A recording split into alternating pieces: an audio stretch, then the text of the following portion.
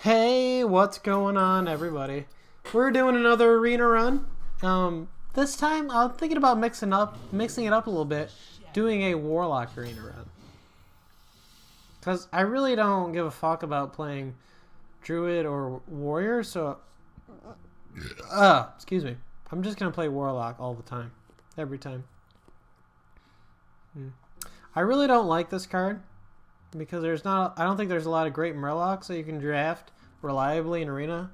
I think a lot of the arena murlocs are really bad, so I kind of want to pick Spreading Madness instead. I think it's only a 1 point difference. I think Spreading Madness, as long as I have great RNG, should be really good. It's potentially 9 damage to your opponent's face. Potentially. Mostly not, though. Mostly it's just like just create utter chaos, and then hopefully chaos is good for you. Hopefully you can leverage the chaos in a beneficial way.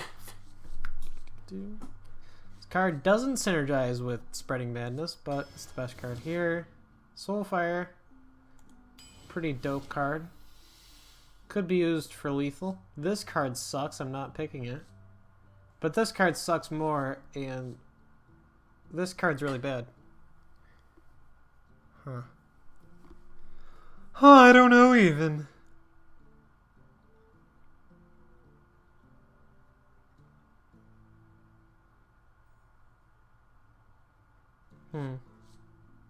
No, I just said I'm not picking this card, but after reviewing the options, I think this card's actually better. This card is a 4-mana pit fighter.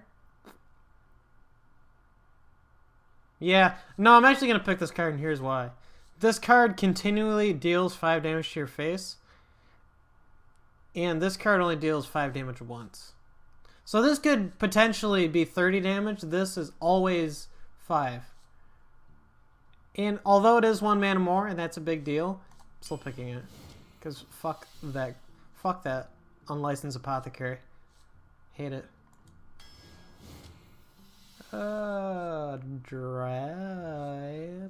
Bookworm? Dragon, the bookworm? Yeah, Midnight Drake's pretty good. Pretty decent. Dark Bargain's a card I really enjoy. Apparently the game thinks so as well. Let's do this. Moat Lurker. Pretty decent. Again, these cards are not wonderful. And card quality is very important in Arena, so I think we're in for a bad time. Synergizes with Demon Fire. Really? Oh, yeah. I guess that makes sort of sense, but how many demons do we have? We have 2 and just 2.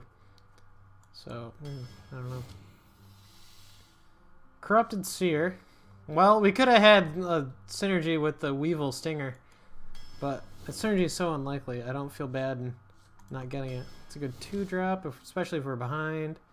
That's a 2-drop. Actually better in Warlock because it prevents minions from hitting our face. Oh, man, I'm not really fond of it. Second Rate Bruiser all day, every day. Cult Apothecary is actually an interesting choice. Big Time Racketeer is obviously the choice that most people would pick, but Cult Apothecary I don't think is that bad in Warlock. It is a 5-mana 4/4 though. It's kind of bad. It's an Azure Drake that doesn't have spell damage or card draw. It's quite bad. Demon Fire, I guess. So we're probably going to fall behind on the board, so Demon Fire. Back to the office. This card's kind of awkward, but having early game plays is a good thing. Argent Commander's good. Twisting Nether is interesting. I'm curious to see what Overwolf thinks about our deck and what it thinks our deck archetype is. Because I'm not quite sure. Looking at this deck, I'm not quite sure what our deck archetype is, besides just like straight up control. Imp Gang Boss for surezies. If I can just get like 3 more Imp Gang Bosses, I'll be in business. Card kind of sucks. This card Fine, I guess. This card? Yeah. Negative 14. That's amazing. This card is kind of bad. This card is another board clear. So I think one of the reasons why Warlock is one of the better classes Arena is that not only do they have cards like Abyssal Enforcer, but they also have just a metric fuck ton of board clears. Like Twisting Nether, Abyssal Enforcer, Fellfire Potion. Corrupted Seer isn't a Warlock specific board clear, but it's an additional board clear. Shadow Flame. And then it's not, and then there's that other 3 mana, deal 2 damage to non-demon minions, which is also a board clear. It's just fucking bonkers. So hopefully with this deck, we are able to come back after losing the board early and end up winning the long game by just continually fucking over our opponent's ability to develop a board. So that's the plan with this deck. Hopefully we draw M-King bosses early. We can buff them and just kind of shit on our opponent. But who knows? This deck could also go like 0-3. So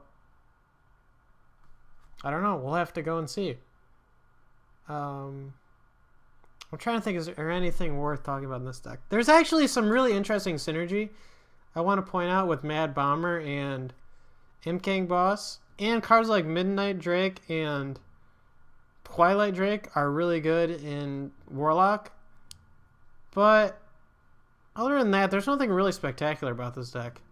Other than the fact that we have a shit ton of board clears. But having it, as I was just saying a little bit ago, having a shit ton of board clears is just kind of like is kind of expected in a like any Warlock draft. Even a shitty Warlock draft has a ton of board clears.